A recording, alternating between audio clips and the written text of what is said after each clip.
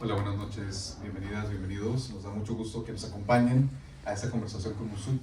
Primero que todo, me presento, soy el doctor José Guerra López, el director del Instituto de Estudios Mexicanos de la Universidad de la Ciudad de Nueva York, y estamos muy contentos de continuar esta colaboración con la Biblioteca Pública gracias a Paloma Celis, que en un momento ya va a presentar a Musuk, pero queremos agradecerles su presencia y también recordarles, uno, que nos siguen en redes sociales a través de Instagram, Facebook, X, todo, es CUNY, CUNY-MSI, para que se enteren de todos nuestros eventos. Muchas gracias. Le cedo la palabra a Paloma y muchas gracias por abrirnos las puertas. Buenas tardes, bienvenidos a la Biblioteca Pública de Nueva York. Esta sala es parte del Barton Gregorian Center for Research in the Humanities. Ese es el nombre completo de esta sección de la biblioteca que se dedica precisamente a fomentar la investigación en las humanidades. Mi nombre es Paloma Celis Carvajal y yo soy la curadora para las colecciones latinoamericanas, ibéricas y de latinos en Estados Unidos, para la Biblioteca Pública de Nueva York, la parte de investigación. Y bueno, es un placer la colaboración. Gracias José, gracias Musuk por aceptar seguir haciendo esta colaboración, por aceptar venir a hacer la plática.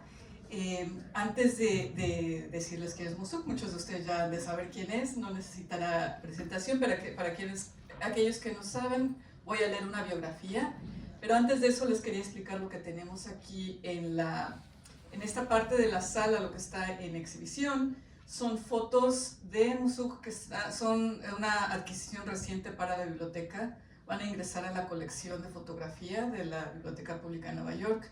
Y si no lo sabían, la colección de fotografías, así como todo el resto de nuestro acervo, está disponible para consulta para cualquier persona que venga. Previa cita, claro, pero está abierto a todo el mundo, no tiene uno que estar afiliado a ninguna institución educativa. ¿Sí? La otra cosa, además de las fotografías, están, como algunos de ustedes ya sabrán y leerán en la biografía de Musuk.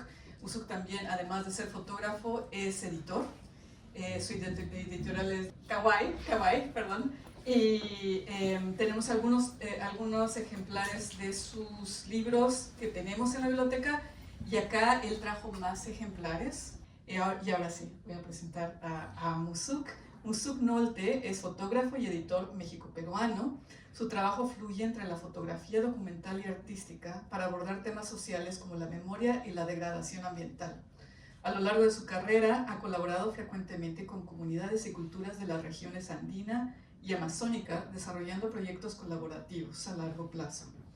Ha recibido subvenciones y premios de instituciones como la Magnum Foundation, World Press Photo, POY, LATAM, Vital Impacts, el Pulitzer Center y Bertha Foundation, y actualmente es uno de los exploradores, ¿sí?, para la National Geographic. Desde hace unos años está trabajando en un proyecto a largo plazo centrado en la temática del agua en varias regiones del Perú. Ha publicado 8 libros y es fundador y editor de Kawaii Ediciones, es más fácil así, editorial independiente y plataforma de narrativas visuales de creadores latinoamericanos, y como les digo, hay ejemplos de esos libros aquí. Musuk también forma parte del equipo de investigación de List Projects, un laboratorio de contenidos multiplataforma dedicado a la creación de narrativas visuales contemporáneas, y está involucrado con Grita Luz, una iniciativa activista que utiliza proyecciones en espacios públicos para abogar por el cambio político y ambiental. Su trabajo ha sido ampliamente publicado en The Guardian, Newsweek, GeoFrance, Marie Claire, Time, Etiqueta Negra, National Geographic, entre otros. También ha desarrollado varios proyectos documentales y multimedia para Wildlife Conservation Society, Ojo Público, International Conservancy, Frankfurt Greenpeace, Naciones Unidas, entre otros. Musuk ha sido miembro del jurado de World Press Photo, Vital Impacts, Premio Gabo, POY LATAM, FELIFA y más. Recientemente hizo su primera película como codirector de fotografía en Diógenes, con Leonardo Barbuy, que ¿salió o va a salir? Ya salió en 2023. Y sin más, por favor, démosle la bienvenida a Musuk, que nos va a hablar de su trabajo. Muchas gracias por venir. por la invitación a la Biblioteca Pública de Nueva York, al Mexican Studies Institute, a José, a Deyanira, a Cintia, a Paloma por recibirme. Y realmente estoy como muy contento por esta iniciativa de comenzar a involucrar un poco más a las quehaceres y a la producción latinoamericana en la biblioteca. Y además también porque el trabajo que hago con la editorial desde hace varios años un poco tiene esa, busca esa iniciativa, ¿no? De crear una plataforma donde poder reunir ciertas temáticas, autores, para que puedan ser como un espacio de interlocución y puedan llegar a estos espacios y puedan llegar a un público más amplio. La presentación que voy a hacer va a ir un poco entre mi trabajo como editor y mi trabajo como autor, intercalando algunos libros los cuales he editado con Kawaii y algunos proyectos documentales, y así va a ir un poco fluyendo. Gran parte de ella como proyectos que tienen que ver con problemáticas sociales y ambientales producidas, digamos, durante varios años en muchos de los casos, y donde mi rol ha sido el de poder como acompañar los procesos creativos con los colegas y también editar, ¿no? Formalmente los proyectos. Kawaii es una editorial que, bueno, el nombre quiere decir observar en quechua, Renzo no me puede corregir por ahí, pero creo que es Hawaii. Y en su momento, sin pensar mucho, se nos ocurrió que era buena idea ponerle KWY porque había como una relación sonora, en fin.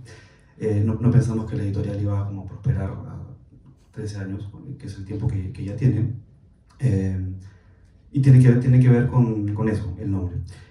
Aquí les muestro un poco una gran parte de los libros que hemos publicado. No están todos, pero ya son alrededor de 35 publicaciones.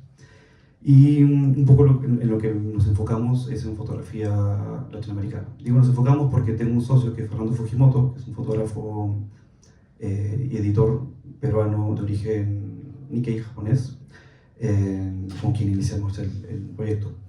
Y sin más, quería compartir uno de los últimos libros que hemos publicado, que se llama Quilacocha, de Marco Garro, me faltó el Garro, disculpe, que creo que resume muy bien un poco los intereses y las prerrogativas de la editorial, desde cómo hacer que un proyecto fotográfico pueda tener como un espacio que permita amplificar el alcance, digamos, narrativo, conceptual, pero también propositivo de dónde debe circular este proyecto y para qué, ¿no? Quilacocha es una laguna que queda en Cerro de Pasco. Cerro de Pasco es uno de los epicentros de la minería en el Perú desde antes de la colonia inclusive. Y esta es una imagen de Cerro de Pasco para que se imaginen las dimensiones del territorio, ¿no? Marco, además de ser un gran amigo y colega, viene trabajando en este territorio y sobre minería, tanto en Cerro de Pasco como en La Rinconada, desde hace más de 20 años. Y después de este proceso de estar trabajando muchos años en este territorio, en algún punto se preguntó qué más, de qué otras maneras puedo hablar sobre ello, cómo puedo representar la contaminación y todas las problemáticas que eso implica en la salud de la población y en el cuerpo a través de una alegoría, metáfora. Y tuvo la intuición correcta de pensar qué hacer con los residuos de los relaves mineros que están, ¿no?, alrededor, con el que conviven estas personas. Y lo que comenzó a hacer Marco es revelar sus imágenes análogas con el relave de la mina. O sea, esta agua contaminada comenzó a contaminar la propia materialidad de los negativos, como una metáfora de lo que sucede invisible, de una manera invisible en el cuerpo de las personas, de los niños afectados por metales pesados en sangre. Entonces es un poco el resultado estético, que si bien tiene como una proyección plástica singular, cuando uno se entera un poco del propósito, de dónde viene esto, creo que la relación como crece, ¿no?, pues exponencialmente. Entonces, este es el proyecto que había hecho Marco y teníamos que pensar en cómo conceptualizar un objeto, un libro que permita dimensionar esto en el contexto, digamos, de lo que está pasando, y también desde un lugar periodístico, documental, ¿no?, de poder como revelar lo que implica para la población vivir en este territorio. Este es un poco el proceso creativo que empezamos a desarrollar con el diseñador Raúl Benoit. que es como una especie de analogía de la imagen de este retrato de este niño que tiene metales pesados en sangre, revelada con el agua del relave de la mina, y hacer como una especie de espejo, con una recreación de esta imagen, pero con cifras, ¿no?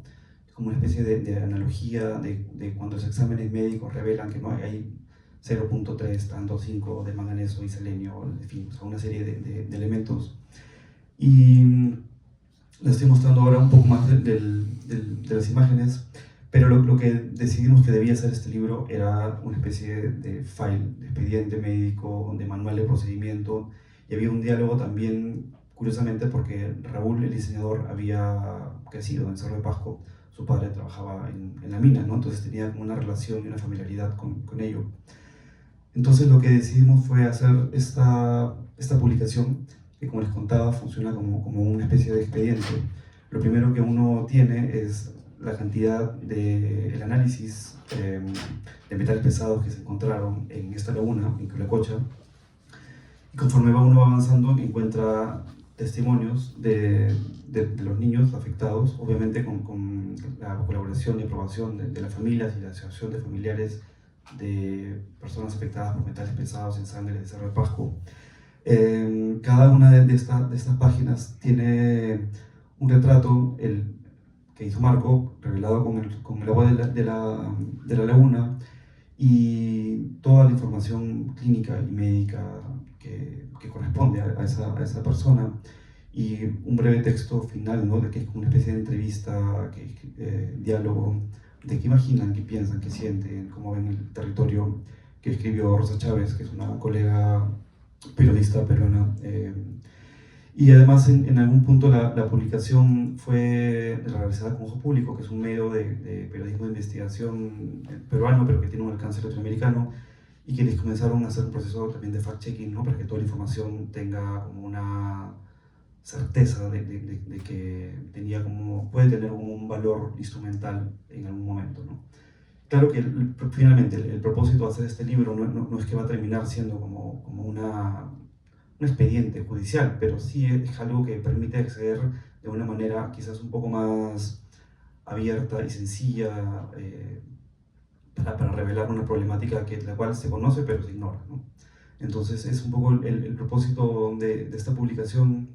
Y bueno, siempre buscamos que los espacios de presentación y de difusión involucren, ¿no? a las personas que participan en estos proyectos.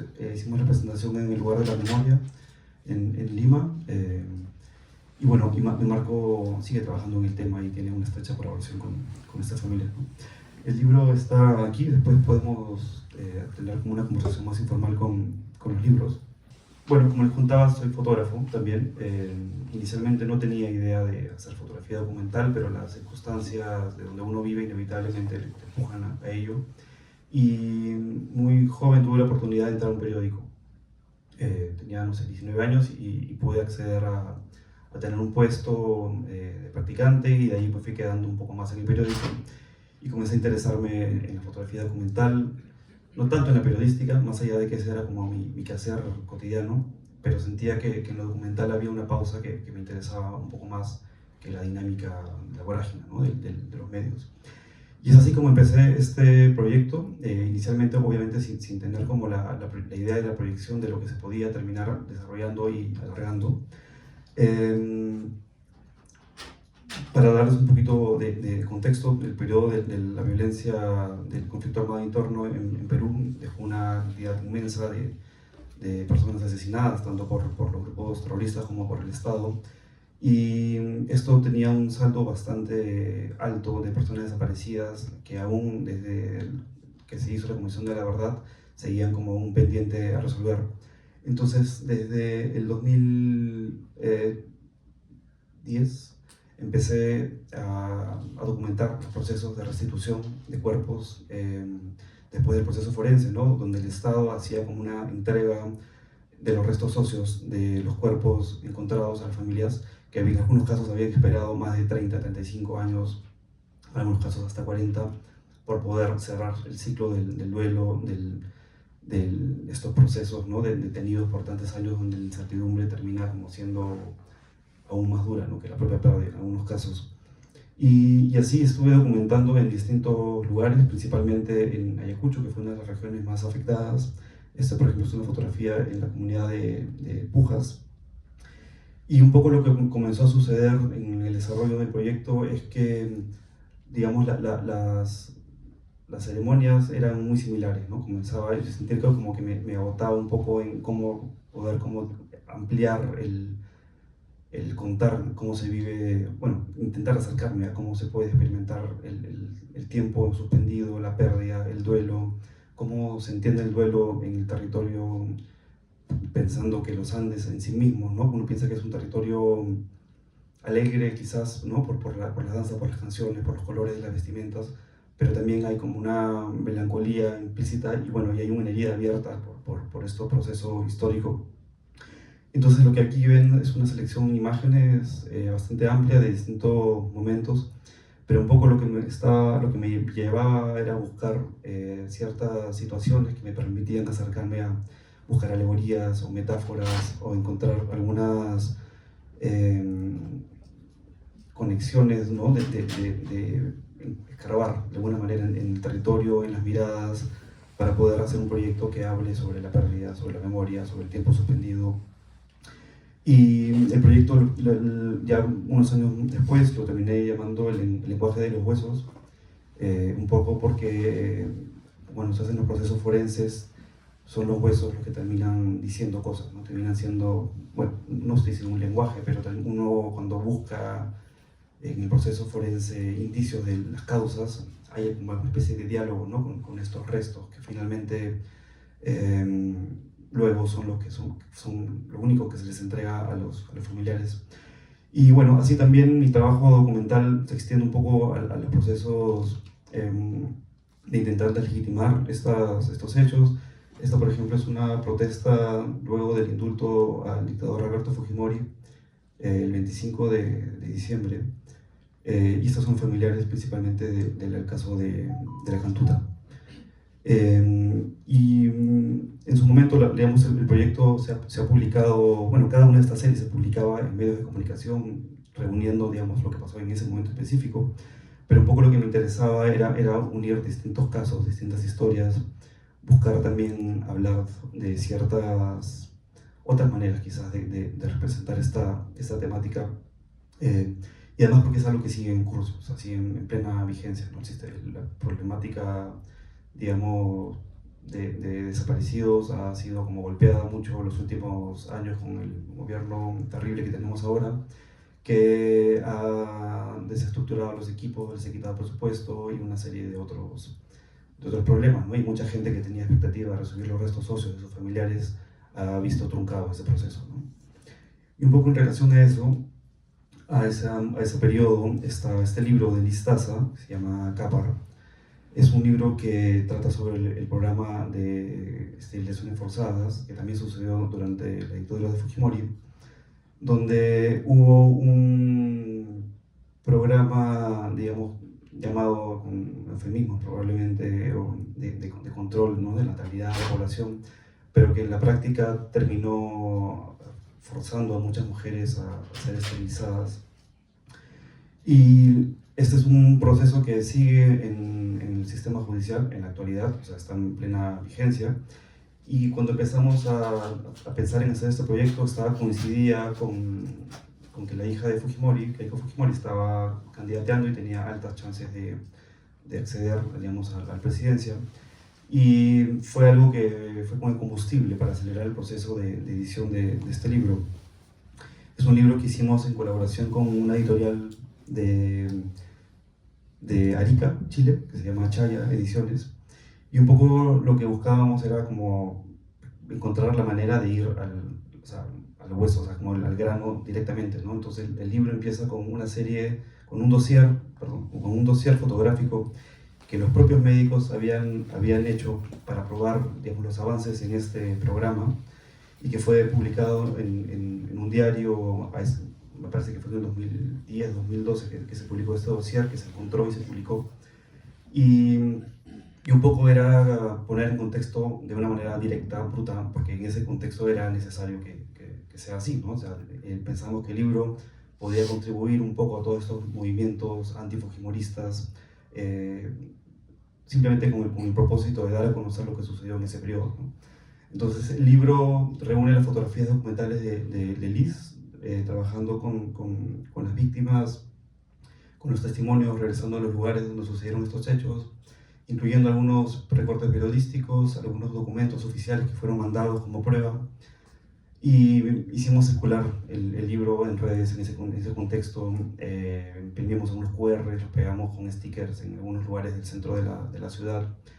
Y el libro, digamos, contribuyó un poco, quizás, ¿no?, a este movimiento de construcción de memoria colectiva que varias iniciativas, digamos, peruanas estaban haciendo en ese momento, ¿no? Y bueno, el proyecto fotográfico es fantástico, digamos, que la sensibilidad que tuvo Liz para acercarse a representar estas historias, lo hizo con gran sensibilidad, pero también como pertinencia y respeto. Y el libro lleva un texto de Alejandra Bayón, quien ha trabajado, digamos, varios años sobre el tema.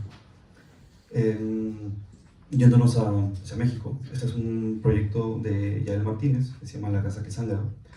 Es un libro que fue muy difícil de hacer porque nos demoró mucho tiempo y Yael tenía muchos años trabajando en ello. Y también son muchos proyectos que involucran la autorrepresentación, ¿no?, donde uno no se puede desvincular, digamos, de la obra del artista porque son una sola misma cosa. La Casa que Sangra es un proyecto que trata sobre cómo se vive el duelo y la violencia. Es un proyecto que él estuvo haciendo durante 8 años. Él inicialmente empezó el proyecto con la muerte de sus abuelos, de su abuela específicamente. Y luego, en el desarrollo de su trabajo, cuando su pareja estaba embarazada de su segunda hija, asesinaron a 2 de sus cuñados en Guerrero. Ya él es un fotógrafo de Tasco, de Guerrero, como saben, una zona de alta conflictividad y violencia. Entonces, siguió continuando un poco la documentación, ¿no?, desde cómo se vive el duelo, pero también de cómo se vive esta dualidad, ¿no?, de estar como esperando una nueva vida, pero estar sintiendo la pérdida. Y por otro lado, hay como una suerte de constantes alegorías. Cuando pensamos en el libro estábamos con esta idea, con esta noción muy clara de la dualidad, digamos, entre la vida y la muerte que suponía el estar como en este proceso familiar, ¿no?, de crianza, de construir una familia, pero a la vez tener esta violencia, ¿no?, fuera de la casa, ¿no? Entonces por eso el libro se llama La Casa que Sangra. Y como ven un poco en las imágenes, hay una serie de...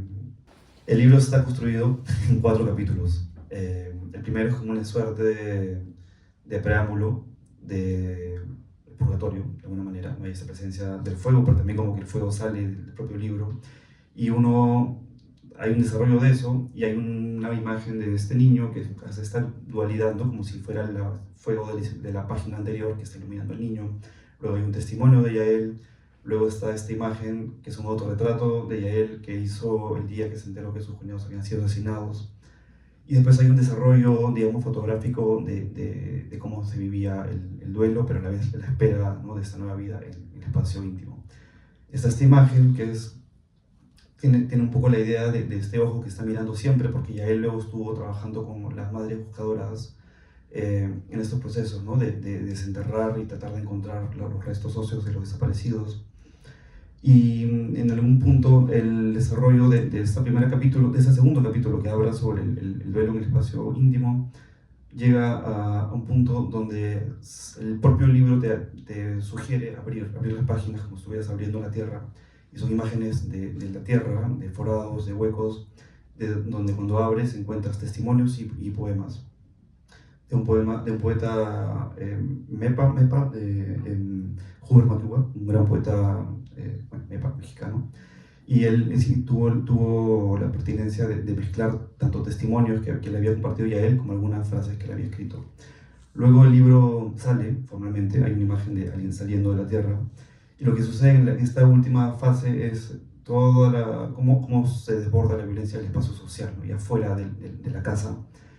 Y y que este proceso, digamos, ya él siguió trabajando un poco sobre ese tema, y el libro cierra de alguna manera volviendo un poco al inicio, ¿no? Este es un autorretrato más de a él ya parado, porque el otro retrato del inicio estaba, ¿no?, tendido en el suelo, lo cual era interesante porque tenía esta dualidad como de un cuerpo yaciente, un cuerpo muerto, pero también tiene esta alegoría como del momento del bautismo, porque está semisumergido en agua, ¿no? Y un poco la idea de la materialidad del libro, que creo que lamentablemente aquí no hay ningún ejemplar porque están en algún archivo. Ahí, pero no lo traje. Yo me olvidé también. Era buscar que la portada, la tapa del libro tenga esta sensación como de mancha, ¿no? Como de sedimento orgánico, como de sangre, ¿no? Y hay una imagen de un cuerpo como en posición fetal, ¿no? Que es como la posición natural que el cuerpo toma cuando muere y cuando se encuentran, ¿no?, en estos procesos de búsqueda. Ahora les voy a compartir un proyecto que se llama Montaña Roja, y consecutivamente tuvo una edición con la misma, digamos, estrategia editorial, pero con otra temática, que se llamó Hoja Dorada. Este es un proyecto de César Rodríguez, un gran amigo y fotógrafo mexicano que estuvo trabajando en Guerrero también, en los campos de cultivo de amapola, donde, digamos, la problemática alrededor del narco y del cultivo de amapola ha generado como una dinámica de violencia que ha permeado todo el tejido social, pero a su vez no es un lugar donde no se sigan practicando algunas tradiciones o prácticas culturales de celebraciones. Entonces César estuvo trabajando varios años sobre este tema, tenía un archivo inmenso, literalmente me compartió algo de 55.000 fotografías para hacer la edición, las cuales como yo iba así como si fuera zapping, rápidamente editando. Y un poco lo que descubrimos que tenía sentido era, ok, hay dos cosas que suceden en este territorio que son indisolubles, que no son una sin la otra, pero que cada una necesita su espacio para tener lógica narrativa. Entonces lo que hicimos fue hacer un libro donde tienes dos cuadernillos que se encuentran y hay una especie de diálogo, ¿no?, entre las imágenes de la problemática alrededor de la amapola vinculada a la violencia, y por otro lugar imágenes que hablan sobre cómo esas personas dentro de este contexto de violencia siguen practicando culturalmente, digamos, sus tradiciones, ¿no?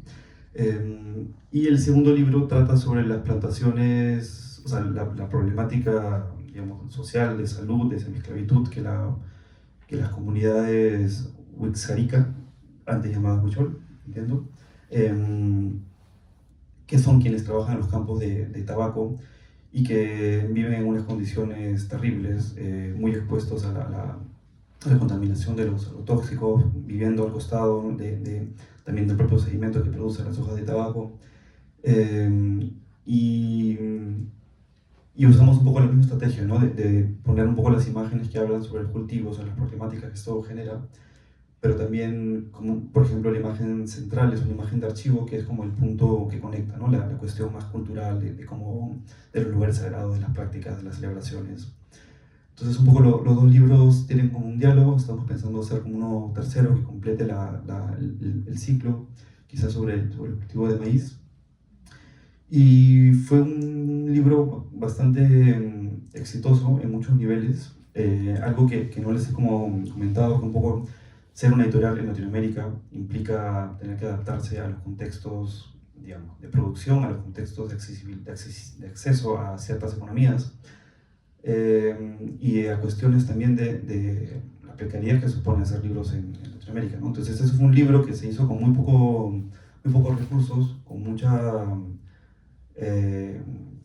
aprovechamiento un poco de estas limitaciones como una especie de estímulo creativo, en el sentido de que, ok, no tienes dinero, pero sí queremos hacer un libro, ok, busquemos materiales que sean baratos, pero que nos puedan permitir hacer un libro interesante, ¿no? Entonces, son materiales muy modestos, pero la propia encuadernación y concepto del libro realmente hacen que aparente que es carísimo y vale mucho. De hecho, fue muy curioso porque este libro quedó finalista, bueno, los dos libros han quedado finalistas en el premio de Printed Matter y de Aperture. Sí. Y era curioso porque cuando fue finalista lo pusieron para el foto, lo pusieron en una urna de cristal, como si fuera así un libro de papel japonés, ¿no? Y circunstancias del libro. Pero además fue interesante también cómo este diálogo que uno establece como editorial con estos espacios de legitimidad, ¿no? Y lo que esperan que uno haga finalmente. Esperan que hacer un libro, no sé, con una materialidad más ruda o más orgánica, no sé. Pero han sido dos libros que han tenido mucho éxito en esos circuitos, ¿no? Un poco el motivo de esta charla era también pensar, digamos, para qué hacer una editorial, o sea, o sea, como no tiene nada solamente que ver con el hecho de este mundo, esta esfera del fotolibro, de la fotografía. En algún punto eso nos quedó claro en un contexto de crisis en Perú.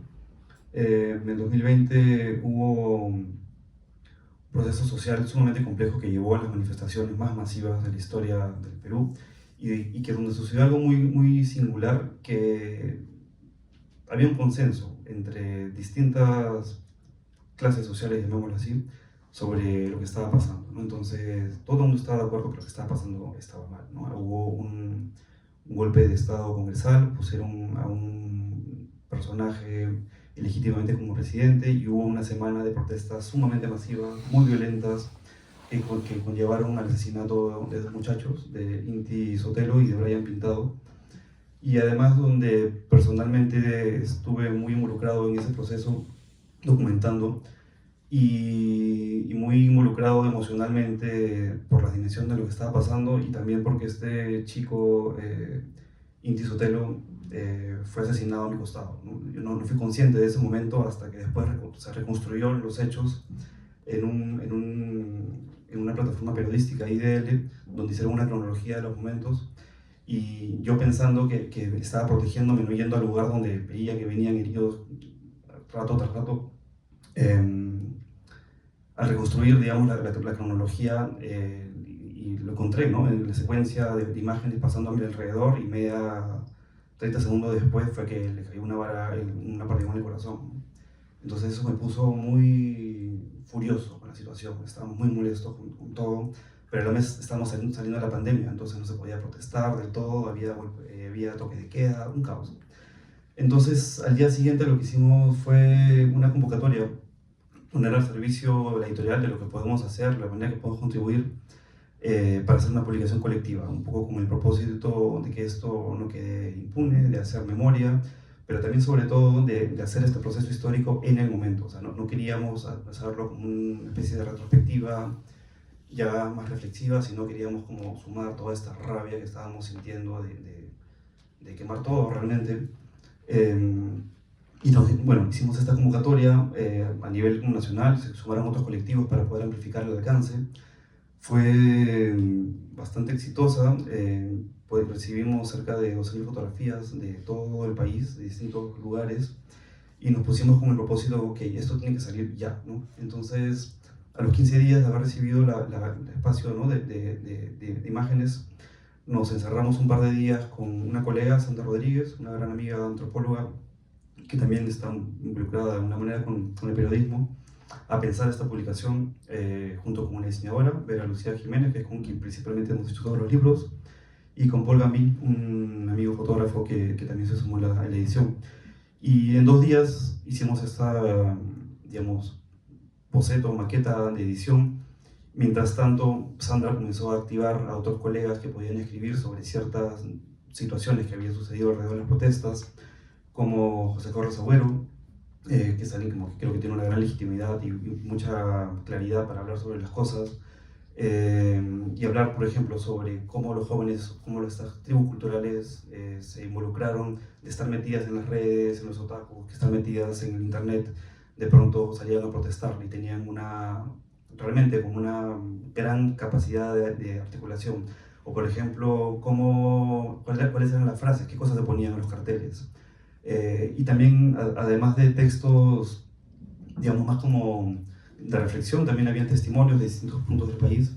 Y fue increíble porque en 5 días reunimos todos estos textos, se revisaron, hicimos la edición, y al mes de haber sido asesinados estos 2 chicos, regresamos a las calles como una especie de espacio de construcción de memoria, al mismo lugar donde se había creado como una especie de, no sé, como un lugar de homenaje, a repartir los libros, ¿no? Hicimos estas publicaciones con la idea de que, ok, es una publicación colectiva, no se van a tener créditos individuales para las fotos, todas las fotos no van a poder entrar, pero quienes han participado van a ser reconocidos en los créditos de la publicación.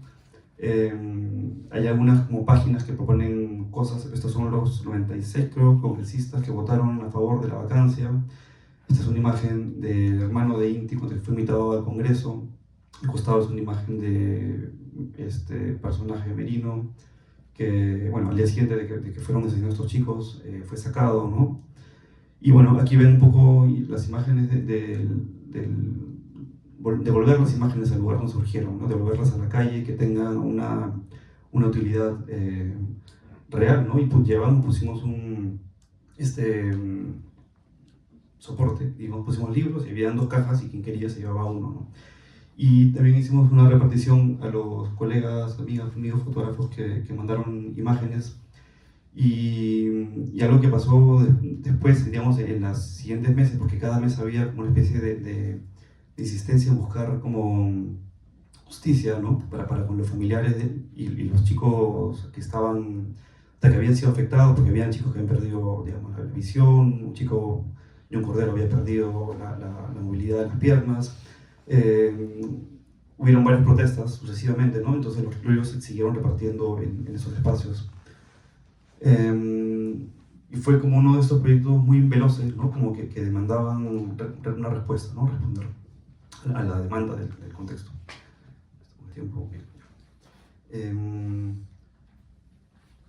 Voy a pasar muy rápido con este proyecto. Es un libro que hice en Cuba, y lo que particularmente me parece interesante de este proyecto es la materialidad, para lo cual habría que ver el libro y lo toquen. Porque es un libro sumamente modesto, sencillo, hecho de una manera con lo mínimo, ¿no? Son páginas A4 de fotocopiadora, dobladas en 2, que tienen un cosido de zapatero. Y este ha sido un formato, un mecanismo que luego utilizo mucho para hacer talleres, ¿no? Y tiene algo muy interesante también, que uno no tiene que hacer la compaginación, digamos, cruzada de las páginas, sino cada página se puede ir como sumando. Entonces hay como una cuestión bastante más intuitiva, donde puedes agarrar una página, ponerla al final, y hay como una dinámica en creativa que a mí me sirvió como proceso creativo para poder como formular estos diálogos entre imágenes. Es un proyecto que hice en Cuba gracias a una beca que se llamaba Elliot Erwitt Havana Club Fellowship, que invitaba a un fotógrafo a Cuba durante un mes para hacer un proyecto. Yo quería salirme un poco del imaginario de la isla. Había tenido la oportunidad de estar durante los funerales de Fidel, estuvo Joao también. Y nada, digamos, hay como este imaginario alrededor de la isla, y a mí me interesaba pensar en la isla como una metáfora, como un concepto. Entonces acercarme tanto al territorio como a las personas desde esa noción de isla, ¿no? Cómo imaginar una isla a nivel como conceptual. Entonces, nada, son como imágenes que transitan sobre ello, sobre esta intuición, búsqueda, ¿no? de conectar este estado emocional de la mente, donde casi no hay como una presencia legible de personas, sino más bien como sombras, un poco también haciendo alegoría, ¿no? de este momento de una isla, de una persona como una isla, ¿no? Suena un poco enredado, pero un poco lo que propone es este diálogo a través no de la palabra, a pesar de que hay 2 poemas, uno de Leopoldo María Panero y uno de Juan Ros, que es lo único que da un poquito de herramientas para entrar, ¿no? en el libro. Pero un poco lo que me interesaba, como les decía, es la materialidad, porque siempre es como un desafío hacer los libros. Fuimos a hacer la edición en un lugar donde hacen volantes para repartir en la calle, en la avenida Wilson, en Lima. Un señor que cosía libretas, nos hizo favor de coser. Hicimos 500, salieron 200 bien, el resto estaban mal cosidos, recortados, mal impresos, pero finalmente es un poco el espíritu y también como la diversión de a veces de hacer los libros. Y ahora me quedan 2 cosas por compartir. Este es un proyecto que se llama Geografías del Agua, que sigue en curso. En el 2020 empecé a hacer este proyecto en el contexto de la pandemia. Uno siempre piensa que las historias están allá, ¿no? Lejos, hay que viajar, y rara vez como fotografía su entorno, pero cuando empezó la pandemia, además de la crisis laboral, de ahora que digamos hago, o sea, que voy a trabajar, como que todo se cortó, ni siquiera puedo viajar. Algo muy singular que está sucediendo en Lima, que fue, bueno, en Perú, que fue uno de los lugares con la mayor tasa de muertos por cápita, consecuencia del sistema, bueno, el sistema económico, de cómo funcionan las cosas en el Perú. No había suficientes camas UCI, y bueno, una serie de problemáticas sanitarias terribles, ¿no? Que hicieron que el impacto de la pandemia se acelere. Pero una de las cosas más terribles era que 1 millón de personas no tenían acceso al agua potable. Lima es una ciudad que es la segunda capital más grande asentada en un desierto, donde los procesos sociales de migración han hecho que la gente viva, digamos, un poco en la periferia, en lugares muy complejos para poder tener conexión al agua. Y también hay como no hay una voluntad para que esto mejore de alguna manera. Y además es un lugar donde hay un estrés hídrico desde hace muchos años, ¿no? Entonces empecé a hacer un proyecto documentando, bueno, cómo viven estas personas que viven en la periferia, en los cerros, en Villa María del Triunfo, en dos de las zonas opuestas de la ciudad, bueno, en Villa María, que queda al sur de Lima, y en Santa Rosa, que está cerca ya como a Ancón, donde se acaba un poco la Lima metropolitana, para documentar cómo viven estas personas durante la pandemia sin agua, ¿no? Un poco bajo la narrativa del gobierno, que era lávense las manos para protegerse del virus. Bueno, hay mucha gente que no tiene acceso al agua. Entonces empezó un proyecto que luego fue escalando en otras dimensiones, y pensé que tenía sentido como ampliarlo, dado que Perú tiene una geografía muy singular, muy compleja, muy diversa. Me parecía interesante documentar historias en distintos lugares del Perú con la idea de conectar estas historias para entender, digamos, que el agua, digamos, es algo que conecta el territorio con los países, digamos, el planeta de alguna manera simbólica, pero también absolutamente real, ¿no? Entonces, aquí tengo una serie de imágenes muy dispersas de muchas cosas, muchos momentos que bueno, tienen un desarrollo más específico en algunas publicaciones, que van, por ejemplo, desde el derrame de petróleo en las costas de Lima, que fue un derrame que causó un impacto sumamente grave, digamos, al ecosistema marino, pero también a las personas que dependían del mar. Se vertieron más de 11.000 barriles de crudo de petróleo, un problema, digamos, de la refinería Repsol. Estaban o sea, conectando una tubería para descargar crudo de petróleo, y no hubo ningún tipo de contención oportuna, ¿no? Entonces el petróleo generó unas manchas inmensas, y hasta la actualidad es un problema social, ¿no? Entonces este fue como un segundo capítulo, ¿no? Como primero fue documentar qué pasa en una ciudad donde no hay agua cuando hay una pandemia. ¿Qué cosa pasa cuando hay un derrame de petróleo de estas dimensiones? Ahora he estado trabajando sobre las sequías en el Amazonas. Esta es una imagen de Manacapurú, que todo esto que ven era el lecho del río Solimoes, uno de los principales afluentes del Amazonas, y realmente era una situación bastante apocalíptica, ver como uno de los principales ríos del Brasil absolutamente seco, ¿no? Lo que vemos aquí son 3 pescadores caminando. Ahora tienen que caminar cerca de 1 hora bajo lo que era el lecho del río para poder llegar a sus viviendas desde donde dejan sus botes, donde antes llegaban a la orilla de sus casas, ¿no? Las sequías en el lago Titicaca, y también las problemáticas alrededor de la contaminación, consecuencia de la minería en las cabeceras de Cuenca, pero también en los desechos urbanos de la ciudad de Juliaca, que están haciendo que el lago se deteriore de una manera muy acelerada. Esta es una imagen de Villa María, un poco en este proyecto inicial que les conté sobre el problema del agua en la ciudad de Lima. Otra imagen del derrame de petróleo, ¿no? de un trabajador limpiando, sacando el crudo de petróleo que ya se había infiltrado, ¿no? en el subsuelo. Y también un poco algunas imágenes que son quizás más como alegorías, ¿no? de este síntoma que tiene que ver con cómo el planeta está como en deterioro, ¿no? Pero también pensando en el planeta como un cuerpo, y también pensar los cuerpos como geografía de alguna manera, ¿no? Siempre hay esta aproximación. Y bueno, acá hay una serie de imágenes como muy dispersa, sinceramente, pero creo que cuando uno accede a entender por qué están ahí, cómo se conectan, hace un poco más de sentido. Por ejemplo, esto es el impacto de la minera Arací, que es una minera que ahorita está en proceso de cierre, pero donde han dejado todos los relaves ahí. Y cuando llueve, esta agua jala el relave, va al río Coata y afecta a esta familia, que es una familia que vive en una de las desembocaduras del lago Titicaca, donde ya no tienen agua para tomar ni del lago, ni del río, ni de los pozos de agua, porque la contaminación ha infiltrado los pozos. Entonces lo que está generando es un proceso migratorio, donde están dejando sus territorios, sus animales están muriendo, entonces están viendo inviable seguir viviendo en estos lugares, ¿no? Volviendo un poco a las sequías, este es uno de los lagos cerca a Río Negro, en Manaos, y lo que pueden ver es cómo estas cicatrices, estos rastros que dejan los botes intentando avanzar, ¿no? en lo que queda de agua. Algunas de las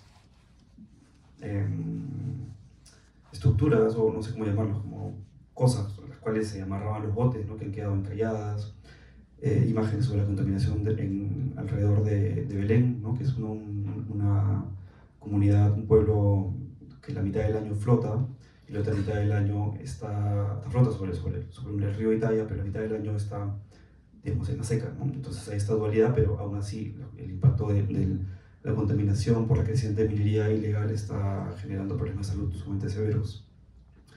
De vuelta a las sequías en Brasil, aquí una imagen de las sequías más severas en el lago Titicaca, un poco cómo la población resuelve o encuentra soluciones precarias para poder abastecerse de agua en estos territorios. Esta es una imagen también de Manacapurú, en Manaos, volviendo a las sequías en las islas de los Urus. Este es un operativo contra la minería ilegal en La Pampa, en Madre de Dios, que es un territorio que ha sido devastado de manera brutal, donde de vez en cuando hacen operativos, pero que en realidad como que es un poco extraña como la utilidad, ¿no? Pero parte un poco también de este ecosistema de qué cosa pasa, qué cosa se hace, cómo se responde, por más que sean a veces cuestiones que parecen simulacros de querer hacer algo. Pero en fin, estoy yendo un poco por las ramas. Bueno, el impacto de las sequías en Brasil, volviendo un poco al Perú, a Lima, el derrame de petróleo, cómo la población alrededor del lago Titicaca saca agua, a pesar de tener dos cuerpos de agua inmensos, cada vez tiene que cavar pozos más profundos y aún así el agua que sale está totalmente contaminada, ¿no? En la época de lluvias en estos lugares, los camiones cisterna que les proveen de agua no pueden acceder, entonces muchas veces tienen que irse a la ciudad por esos periodos. Los niños son mandados también a vivir con familiares, entonces hay un proceso de despoblamiento de jóvenes en esos territorios, donde la gente adulta mayor es quien se queda y es quien cada vez tiene menos posibilidades de trabajar la tierra. Entonces cada problemática tiene una incidencia sumamente compleja, ¿no? En una especie de entramado, digamos, de instancias donde todo apunta a que las cosas se están transformando de una manera muy acelerada, ¿no? Bueno, el derrame de petróleo, bueno, el operativo en Madre Dios, esta es una de las pozas consecuencia de la extracción de oro con mercurio, son las pozas que quedan luego del trabajo, el trabajo. Aquí pueden ver un poco las dimensiones del impacto de este lugar que se volvió como una suerte de infierno, ¿no? Donde había trata de personas, asesinato, sicariato, ¿no? Y todo un ecosistema, ¿no? de ilegalidad que cada vez se ha ido ampliando más hacia las zonas de amortiguamiento de las reservas naturales. El ganado, que ahora como se le da agua con agua de pozo, ¿no? Cuando antes uno se iba al lago. El impacto de las labores de limpieza del derrame, todo lo negro que ven es petróleo, ¿no? Obviamente por este brillo que genera. La paradoja es que la empresa contrató a los propios pescadores para que limpien el derrame, pensando que esa era una manera de compensar, digamos, el impacto. Muchos de ellos probablemente van a tener problemas de salud por estar tan expuestos, ¿no? al petróleo. Realmente era una escena terrorífica lo las labores de limpieza y los problemas alrededor, ¿no? Que tienen que ver más cómo habitan estas personas, digamos, culturalmente el territorio y cómo esto los está como empujando, ¿no? a transformar sus prácticas culturales de cosecha, la transformación de los ciclos agrarios. Y bueno, eso es un poco este proyecto de geografías del agua que en realidad está en curso. Habrá estado muy enfocado en el Amazonas, documentando las sequías. Y volviendo a los libros, esta es una publicación que hice hace un par de años como parte de un programa que se llamó Berta Challenge, que es donde el tema era el agua, donde hice una publicación que podemos ver en un momento que está por ahí, donde hice una especie de fanzines de 8 páginas, donde se explica un poco la problemática de cada una de estas historias, conectando estas 4 geografías, 4 territorios. Y cada una de las publicaciones tiene una aproximación al texto distinta, porque una tiene una entrevista, otra tiene una reflexión antropóloga, otra tiene una crónica periodística y otra tiene un informe más periodístico. Y bueno, para terminar quería compartir este último proyecto con el cual he hecho un libro y con el cual también hay unas copias, de las cuales estoy muy agradecido que ahora van a ser parte de la biblioteca. Y ese es un proyecto que se llama Las pertenencias del aire. Tiene que ver con mi experiencia con el ayahuasca. Para quien no lo sabe, la ayahuasca es una planta sagrada, planta medicinal, medicina, en algunos contextos inoportunamente droga, porque es un psicotrópico que altera la mente, pero digamos en estos espacios tradicionales en la Amazonía tienen un uso ritual de limpia, de purga, donde hay como una especie de conexión sumamente como extraña con el territorio amazónico. Bueno, estoy hablando ya de mi experiencia. Y yo tuve la oportunidad muy singular de tomar ayahuasca en 2 momentos de mi vida. Una vez cuando tenía 5 años, en el contexto de que mi madre antropóloga estaba con un grupo de colegas de distintas disciplinas tomando con cierta frecuencia, ¿no?, los fines de semana, con Senempani, Antonio Muñoz, que era un gran chamán shipibo y amigo de ellos. Circunstancialmente sucedió que me desperté en la noche, bajé a donde estaban tomando y Antonio le dijo a mi madre, ¿por qué no? Un poquito, sí, sí. Y entonces tomé un poquito y fue una experiencia de la cual tengo un recuerdo muy bello, muy hermoso realmente. Era como interpolar el imaginario infantil. Los amigos de mi madre eran animales, mi casa era una selva, veía que la gente danzaba, ¿no? Y eso me generó como una memoria de tranquilidad muy bella y también muy de conexión con mi madre, ¿no? Y después, 15 años después, ya a los 20, tomé nuevamente, ya dentro de mi desarrollo, digamos, fotográfico profesional, durante un trabajo en el río Paranapura, una comunidad Shawi, que es una comunidad de la cual no hay no se ha escrito mucho, pero lo que logramos como saber con mi amigo periodista Ricardo León es que eran los chamanes más poderosos y más como respetados, ¿no?, de esa región.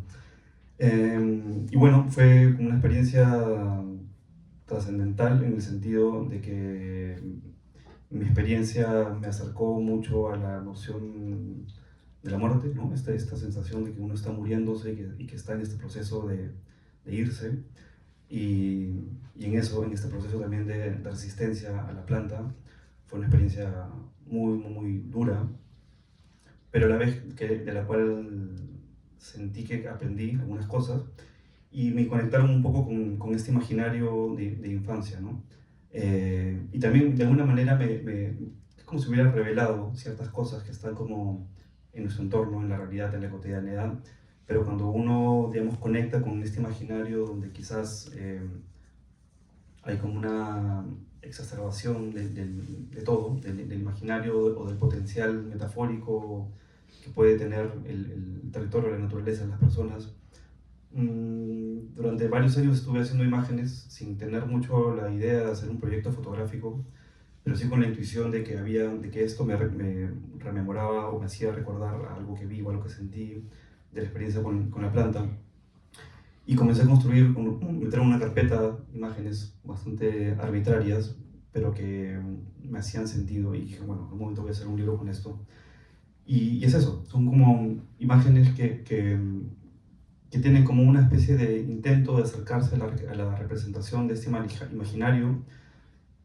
Certeramente desde mi propio imaginario esto no busca representar nada ni a nadie ni a una noción, digamos, cultural de la cual me siento ajeno, pero sí hay como una especie de interlocución desde lo que yo, digamos, como fotógrafo logro hacer por medio de estas imágenes para acercarme a representar este imaginario, ¿no?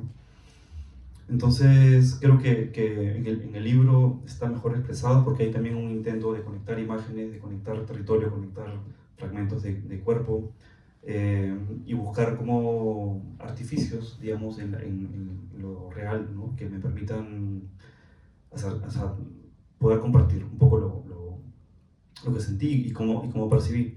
Y el libro tiene además bueno, es más fácil como mostrárselo, pero el libro tiene una particularidad de cómo se ve, una particularidad. Inicia con un texto de César Calvo, que es un escritor muy protagonista del imaginario amazónico, creo, por su novela Las tres mitades de Ino Moxo y otro brujo de la Amazonía, que es como un referente constantemente citado, ¿no? Del imaginario amazónico en el arte peruano, y que el título del proyecto y del libro sale del prefacio que él escribe, que se llama Las pertenencias del aire, que es cuando Ino Moxo, que es este chamán, le describe las pertenencias del aire, digamos, como todas las cosas que están allí, ¿no? en la Amazonía, pero que él dice que son cosas que tú no puedes creer, pero además son cosas que son inmateriales, ¿no? Que están ahí flotando, como que uno no puede decirlas, y me parecía muy linda esa metáfora, pero también en el texto es muy interesante porque es un texto donde describe un montón de cosas, como una lista muy larga, no podrías creer esto, no podrías ver esto, y esto, y esto, y esto.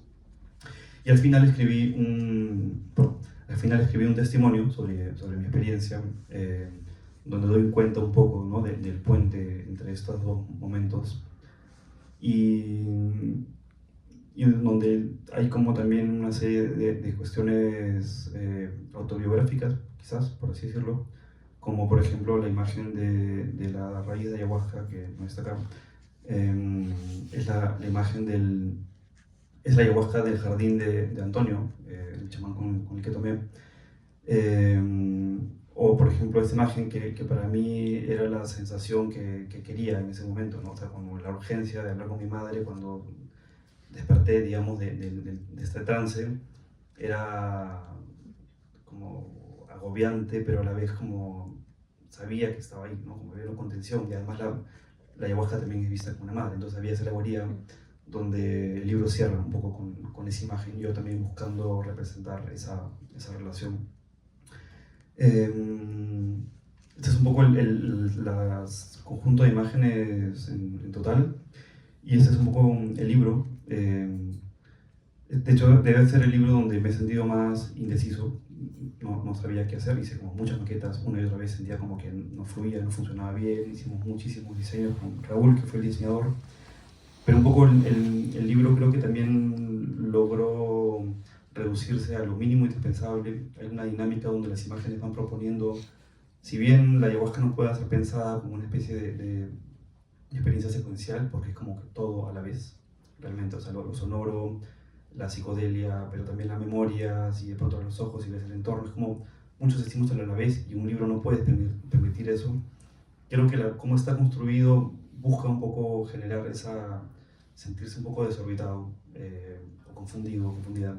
Y bueno, cuando se lo muestre creo que lo van a ver un poco, y hay un par de imágenes que se abren, ¿no? Que también están esta representación de lo que está ahí en el territorio, pero también en lo que está oculto, ¿no? Un poco esa alegoría. Y hay una tarjetita que tiene una imagen como una luciérnaga, que es esta, y detrás hay como una especie de texto, poema que escribí, pensando que la ayahuasca es como una luciérnaga, ¿no? Que te permite ver en la oscuridad, imaginen la selva en la oscuridad y ves este bichito que está como volando y te va como señalando y mostrando sutilmente a través de su luminiscencia este territorio, ¿no? Entonces sentí que había esa alegoría, y además es la única imagen en color, ¿no? Con este gesto de sacarlo formalmente del otro como si fuera una diferencia. Y el libro tiene dos portadas, una que es esta, que para mí es como, hace un poco la alegoría cuando ves la olla, con la planta, con la chacruna, con las raíces que están moviéndose, y está hirviendo y es verde, que es un poco esa alegoría de lo que recuerdo, ¿no? De la olla. Y atrás es la misma imagen, pero como que en líneas, queda, y hay unas letras por ahí flotando, y lo que hacen es como si fuera un mapa, ¿no? Entonces eso también, que también pueden ser como los ríos, pero tiene esa dualidad, ¿no? Y cuando, bueno, la versión en español es el mapa y la versión en inglés es lo que representaría la olla. Bueno, unas imágenes del libro, pero creo que tiene más sentido verlos en físico, y ya son además las 6. Entonces, ¿Lo abrimos a preguntas? sí, preguntas, o quizás como pueden ver los libros, o podemos conversar también más formalmente sobre alguno de los proyectos. Otro micrófono. ¿Alguien tiene alguna pregunta? Muchas gracias, Musuk. Bueno, espero que esta no sea una pregunta trillada para un fotógrafo, pero ¿por qué en algunos momentos hay color y en cuáles decides que sea blanco y negro? Sí.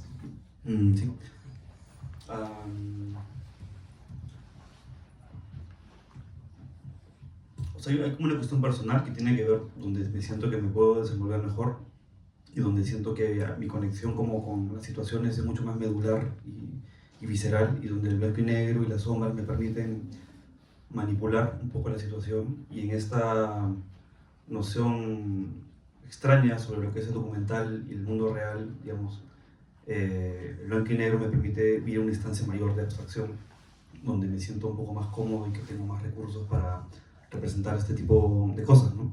Y después está la cuestión profesional de la industria, donde dices, ok, una historia en blanco y negro quizás va a ser más difícil que me la publique un diario, o no sé, ese tipo de cuestiones. Entonces, por ejemplo, el proyecto de Geografía del Agua, el proyecto quedó para mí, lo hago en blanco y negro, pero el proyecto se ha publicado principalmente en color, ¿no? Pero, no sé, yo si pudiera creo que haría todo en blanco y negro, que es donde siento o sea, me siento más, con más recursos.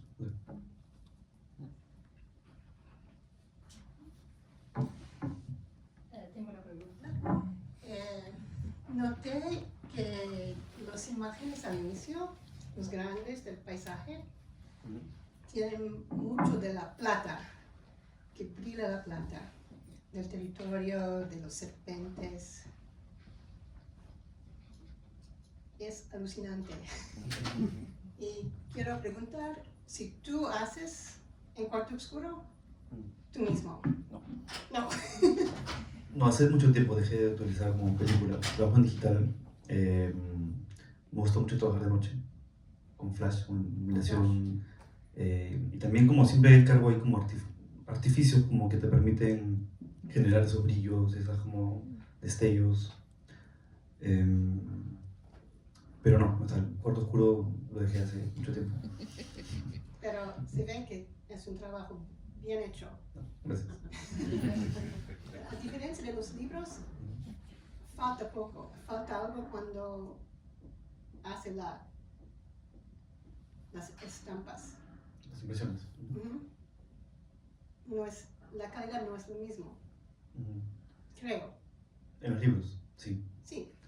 Sí, sí, o sea, los libros están, muchos de ellos, digamos, muy conscientes del acceso que tenemos de producción, ¿no? En el sentido de que me encantaría que mi libro sea un tritono impreso en Alemania, pero mi realidad es que puedo hacerlo a la vuelta de mi casa en una fotocopiadora. Entonces, prefiero hacerlo así, y que el libro se pueda hacer al tener esta expectativa del ego también. Y casualmente algo muy interesante es que hemos hecho un par de libros así, como impresos como en tritono, tapadura, impresos en China. Y cuando participamos en ferias son los libros que menos atención tienen, ¿no? Porque hay una expectativa también de que en Latinoamérica tiene que ser precario, sucio, mal hecho. Sí, o sea, de hecho en algunas ferias como nos decían, wow, como que no sabía que hacían esas cosas en Perú, ¿no? Como, o sea, entonces, pero paradójicamente hay como un interés también, ¿no? ¿Alguien más? ¿Alguien más?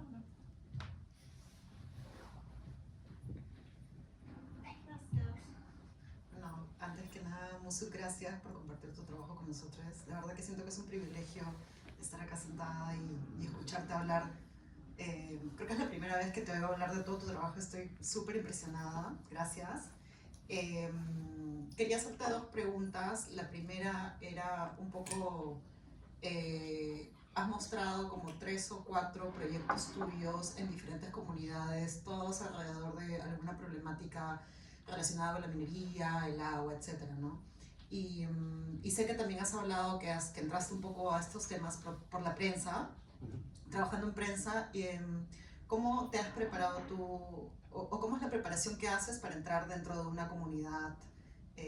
Si sigues algún otro tipo de investigación, más allá de ir a fotografiar el lugar, no sé, de repente con algún periodista, recoges testimonios, o sea, ¿qué tipo de preparación sigues para entrar en un tema? Y lo segundo era que mencionaste a partir de las protestas por el gobierno de Merino y bueno, todo esto, mencionaste como esta idea de devolverle a la imagen su utilidad real, ¿no? De ponerla en las calles, digamos. No sé si tienes algún otro proyecto que sea como dentro de esta idea de la accesibilidad a la comunidad de esta producción tan importante. Eso.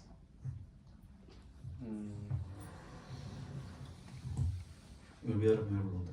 Tenía que ver con el... La preparación para preparación, sí, proyectos. O sea, es como una situación bastante como compleja y difícil, ya bueno, no he dicho nada con eso, pero que todo el mundo puede decir como que sí, yo tengo un comportamiento ético, yo trato de pedir permiso, y en alguna instancia uno siempre termina siendo una persona ajena donde no hay una real comprensión de la utilidad o de cómo se puede instrumentalizar esto para generar un beneficio, ¿no? Uno viene con una propuesta y sí hay una expectativa, ¿no? Por ejemplo, es muy interesante, pero cada caso tiene su singularidad. Por ejemplo, en el caso del proyecto alrededor de los desaparecidos, es algo que la prensa hegemónica, digamos, en Perú dejó de cubrir, porque eran casos que sucedían todas las semanas, ¿no? Entonces, por ahí cubrían un caso como que tenía mucha visibilidad o donde había algún político metido, pero no se cubría. Y era interesante porque el fotógrafo se volvió, no lo de mí, sino el fotógrafo quien sea, todos los colegas que trabajan en esto, que son varios, ¿no? Alejandro Bolazo, Omar Lucas, Mascabello, en fin, Liz Estaza también, Ángela Ponce, en fin, un montón de colegas, terminábamos cumpliendo como una función. No importaban las fotos, si eras un fotógrafo o no, si la foto era buena o mala, cumplías una función de que estabas documentando algo y para esa persona es importante que haya un fotógrafo documentando eso. En ese diálogo ya había como una utilidad de la presencia, de darle lugar y darle respeto histórico a lo que está sucediendo, ¿no? Y había también como esta cuestión que ya va mucho más allá de fotografía, de periodismo, más humana, ¿no? de conexión con la historia, con la persona, y de sentir que el hecho de que hayas viajado hasta este lugar, que muchas veces son difíciles y lejos, las personas estaban como agradecidas, ¿no? Como que te importe lo que le ha pasado, ¿no? En el caso, por ejemplo, en Puno, yo estuve trabajando con uno de los principales líderes, que se llama Félix Osaka, y claro, yo estaba con una beca de National Geographic donde no podía publicar nada hasta que termine, porque tenía un embargo y tenía que acabar el proyecto, y él estaba ansioso de que se publique mañana, o sea, quería, mañana, ¿dónde va a salir? O sea, dime el periódico. Y o sea, no sabías qué decirle, ¿no? Entonces ahí como, cuando le explicaba, no, que es una beca de National Geographic, no importa nada, o sea, me está diciendo como que es inútil, ¿no? Y estaba molesto con eso, entonces buscamos hacer publicaciones en Ojo Público, por ejemplo, o compartir el material inclusive en Facebook. Para ellos es útil que salga en Facebook. El señor tenía impresos en su carpeta post de Facebook, ¿no? Y iba a la municipalidad como una especie de prueba, ¿no? Entonces, bueno, eso aceleró el proceso de buscar publicaciones locales, ¿no? Pero no solamente locales como a nivel nacional, sino como en el nivel comunitario, o que el reporte periodístico se comparte en la radio, que es como algo que tiene influencia regionalmente. Y después conecto eso con la otra pregunta. Hay un proyecto que hice durante varios años con las comunidades achánicas del río N, desde el 2010, donde había un proceso de construcción de una serie de represas, de una especie de proyecto inmenso binacional entre Perú y Brasil, que iban a inundar varios de sus territorios y que iban a forzar que varias comunidades tengan que ser despobladas, de las cuales ya habían sido despobladas, o sea, ya habían sido, habían sufrido un proceso, digamos, de migración, digamos, no migración, ¿cómo se llama la palabra? Desplazamiento, durante el conflicto armado, ¿no? Entonces, estas personas, en este contexto de la represa, invitaron a dos fotógrafos, a Vera Letts, que es una fotógrafa que documentó extensamente el conflicto armado, muy desde adentro.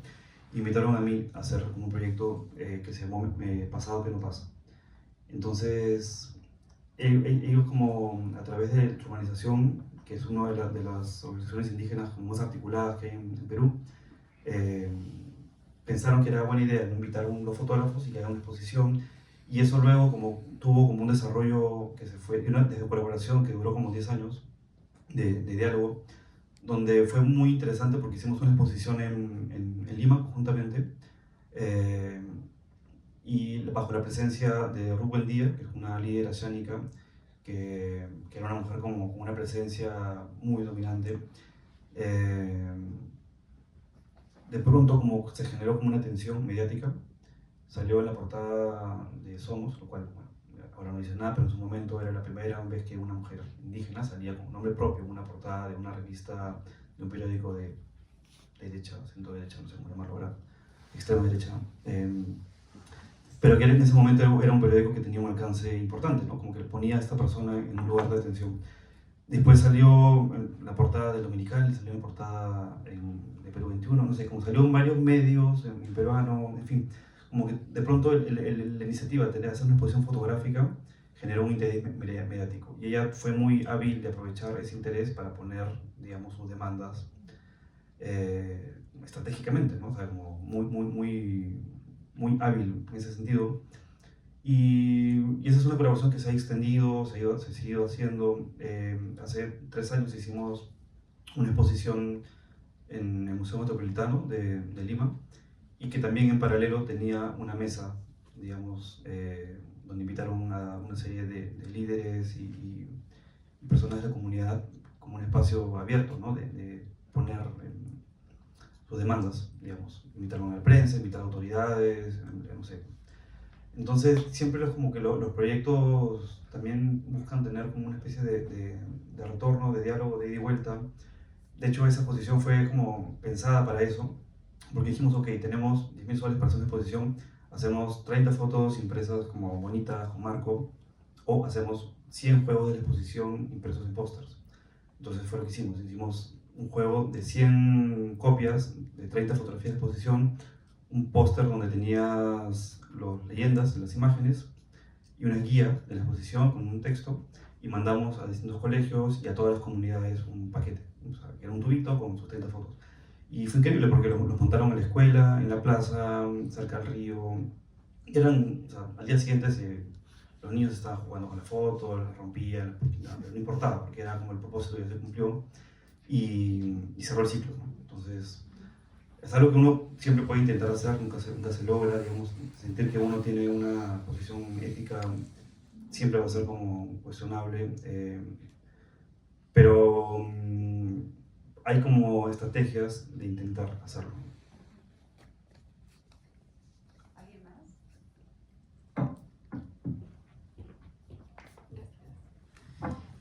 Bueno, muchas gracias por compartir esta cantidad de proyectos que nos dan una dimensión también un poco de lo que está pasando dentro de los territorios latinoamericanos. Y tengo 2 preguntas. Una es el financiamiento, ¿sí? Porque todo esto es mucho trabajo. Y financiar y publicar y imprimir lo que tú decías, aunque así sean recursos de lo que haya a la mano.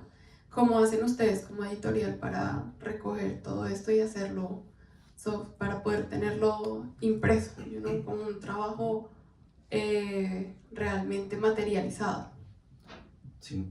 Bueno, cada libro tiene su propia fórmula, pero desde hace como 4 años la editorial de alguna manera se ha vuelto como una especie de cooperativa. Digamos, la editorial es como un espacio de colaboración. Cuando empezamos el proyecto jamás imaginamos que esto iba a ser un negocio, porque se iba a, digamos, destruir, digamos, el deseo de hacer libros. Para mí nunca fue como algo que estaba por delante, porque a mí me gusta hacer el libro de quien me cae bien, de quien es mi amiga, mi amigo, o de quien siento que lo que ha hecho tiene un valor real, ¿no? Y por más que pueda haber un proyecto muy bien hecho, si no tengo una amistad o siento que va a ser tedioso la colaboración, prefiero no hacerlo. Entonces parto un poco de ahí. Y la cuestión del financiamiento, esto que mencionaba sobre la cooperativa, es que los autores se vuelven parte de alguna manera del proceso, obviamente de financiamiento, pero también de difusión de sus propios proyectos. Entonces yo como editor y como director, digamos, de cada uno de esos proyectos, porque yo un poco lo que hago cuando yo recibo un proyecto es imaginar el objeto, imaginar cómo puede conceptualizarse esto. Cuando imagino el libro, digo, ok, hagámoslo. O sea, cuando imagino una idea como el de Marco, como el de César, decido cómo hacer el libro y de ahí hago el trabajo de edición. Y por esto trabajo, digamos, la editorial o yo, digamos, no cobro, ¿no? Entonces, porque sé que eso va a hacer imposibilitar que el libro se pueda realmente hacer. Entonces, en algunos casos hay financiamiento, autofinanciamientos, como la mitad de los libros. Aplicamos a becas de gobiernos, o sea, en los gobiernos que sí tienen becas, como, no sé, el mexicano o el chileno. En Ecuador también el libro de Yogi Sarracón lo hicimos con un fondo municipal, en fin. Pero sí, yo dejo muy claro que hacer un libro conmigo no es como una labor de contractual, ¿no? Sino hacemos el libro, pero te tienes que involucrar, vamos a ir a la feria juntos, vamos a compartir los gastos. Entonces como que el modelo más o menos es como que yo por mi trabajo como editor me quedo con el 30% de los libros, tú como autora te quedas con el 70% de los libros, vamos a ir a la feria juntos, vamos a asumir el gasto de ir a la feria juntos, los libros que tú vendas ahí son para ti, mis libros yo no los voy a vender ahí, los voy a vender en otros espacios, entonces así nos damos una mano y vamos recuperando y hacemos factible la posibilidad de darle difusión a los libros, ¿no? Y además, bueno, también yo me encargo de gestionar como algunas donaciones, quizás a unas bibliotecas comunitarias, o gestionar quizás como espacios como un poco más grandes como este, ¿no? Donde hay como una compra de la colección completa, lo cual permite que los libros como tengan un alcance en la difusión. Pero todo lo que finalmente ingresa como a la editorial se busca reutilizar, digamos, en el siguiente proyecto, mantener la web, o sea, yo me encargo un poco de todo, ¿no? O sea, de ver las redes, de mandar el libro, de contestar, no sé. Entonces hay como una precariedad que es como compensada también con este espacio de colaboración donde los autores se vuelven actores activos, partícipes, ¿no? de la difusión. Pues muchas gracias. Les dejo, si quieren dejamos aquí la conversación para que tengan tiempo de ver los libros. Pero también se trata de ver los libros. Muchas gracias. Para terminar, solamente, como dijo Musuk, todo el catálogo completo de Kawaii va a estar en la biblioteca, va a ser parte del acervo. Quienes no tengan su credencial de la biblioteca, saquen su credencial de la biblioteca y así pueden venir a consultarlos cuando ustedes quieran. Ya saben que la consulta es en sala, ¿sí? Pero por supuesto que cualquiera puede venir. Todavía estamos en el trámite para conseguir los libros, denos un par de meses, pero ya van a estar completa la colección completa, el catálogo completo hasta el momento de Kawaii. Muchas gracias.